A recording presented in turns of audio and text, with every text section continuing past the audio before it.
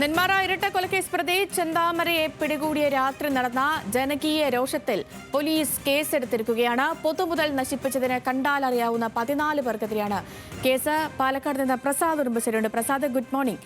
ഈ ചെന്താമരയെ അറസ്റ്റ് ചെയ്തതിനു ശേഷം ആ സ്റ്റേഷനിൽ നടന്ന കാര്യങ്ങളൊക്കെ നമ്മൾ കണ്ടതാണ്. ഒരു തരത്തിലും നിയന്ത്രിക്കാൻ കഴിയാത്ത ജനക്കൂട്ടം അവിടേക്ക് ഇരച്ചു കയറുകയായിരുന്നു. കാരണം അവരുടെ രോഷവും അത്രമേൽ തന്നെയായിരുന്നു. ഇപ്പോൾ പോലീസ് നടപടി എങ്ങനെയാണ്? എത്ര പേർക്കെതിരെയാണ് കേസ്?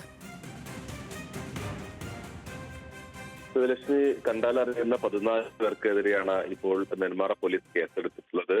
ചെന്താമരയെ അറസ്റ്റ് ചെയ്ത അന്ന് രാത്രി വലിയ തോതിലുള്ള പ്രതിഷേധം, അമർഷമെല്ലാം നെന്മാറ പോലീസ് സ്റ്റേഷന് മുമ്പിൽ ഉണ്ടായിരുന്നു. അതിനൊരു പ്രധാനപ്പെട്ട കാരണം എന്ന് പറയുന്നത് പോലീസിന്റെ വീഴ്ചയായിരുന്നു ഈ ഇരട്ട കൊലപാതകത്തിലേക്ക് നയിച്ചത് എന്നുള്ളതാണ്. ജാമ്യവ്യവസ്ഥ ലംഘിച്ചുകൊണ്ട് കുറ്റവാളിയായ ചെന്താമര നടന്ന സുധാകരന്റെ വീടിന് തൊട്ടടുത്ത് തന്നെ താമസിക്കുകയും ഇത് ജാമ്യവ്യവസ്ഥ ലംഘിച്ചതാണ് എന്ന് വ്യക്തമായിട്ടും നടപടി സ്വീകരിച്ചിരുന്നില്ല. അത് അന്ന് തന്നെ പോലീസിനെതിരെ വലിയ വിമർശനം ഉയരുകയും പിന്നീട് സ്റ്റേഷൻ ഇൻസ്പെക്ടറായിട്ടുള്ള മഹേന്ദ്ര സിംഗിനെ സസ്പെൻഡ് ചെയ്യുകയും ചെയ്തതാണ്. ഈ പ്രതി പിടിയിലായി എന്നറിഞ്ഞോടുകൂടി തന്നെ വലിയ പ്രതിഷേധം അവിടുത്തെ നാട്ടുകാരുടെ എല്ലാ ഭാഗത്തു നിന്നുണ്ടായി. അതിന്റെ ഭാഗമായാണ് അവർ സ്റ്റേഷന് മുമ്പിൽ തടിച്ചുകൂടിയിട്ടുള്ളത്. ഒന്ന് ഈ നെന്മാറ സ്റ്റേഷന്റെ ഗേറ്റ് തന്നെ കേടുപാടുകൾ സംഭവിക്കുകയും ചെയ്തിരുന്നു. ഇതിന്റെ അടിസ്ഥാനത്തിലാണ് ഇപ്പോൾ പൊതുമുതൽ നശിപ്പിച്ചതിന് നെന്മാറ പോലീസ് കേസെടുത്തിട്ടുള്ളത്. കണ്ടാലറിയാവുന്ന 14 പേർക്കെതിരെയാണ് കേസ്.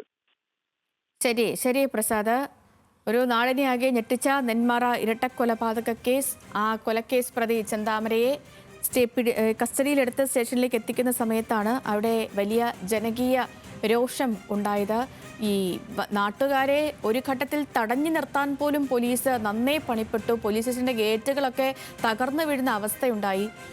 പിന്നീട് ഏറെ പണിപ്പെട്ടത് പുലരുവോളം നീണ്ടു നിന്നതിനു ശേഷമാണ് പോലീസും ജനപ്രതിനിധികളും ഒക്കെ എത്തി ഈ നാട്ടുകാരെ കുറച്ചെങ്കിലും ഒന്ന് തണുപ്പിച്ച് ഈ രംഗം ഒന്ന് ശാന്തമാക്കിയത്. ഇപ്പോൾ ആ സംഭവത്തിലാണ് പോലീസ് കേസെടുത്തിരിക്കുന്നത്. പൊതുമുതൽ നശിപ്പിച്ചതിന് അടക്കം കുറ്റങ്ങൾ ചുമത്തിക്കൊണ്ട്. പ്രസാദ് ഉറുമ്പശ്ശേരിയാണ് പാലക്കാട് നിന്ന് വിവരങ്ങൾ നൽകിയത്.